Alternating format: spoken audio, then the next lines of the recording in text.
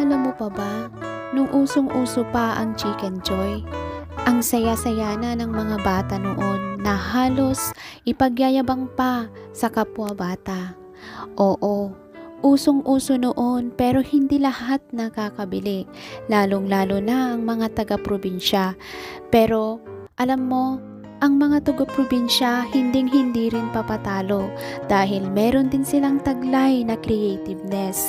Kaya nakakakain sila na walang bayad. Oo, yan po ay totoo. Hello kaprobinsya, kumusta ka na? Salamat sa iyong pakikinig. Maaari ko po bang hingi ng iyong pag-like at pag-subscribe bilang iyong suporta. Salamat po ang nagmamahal, kaibigan mo.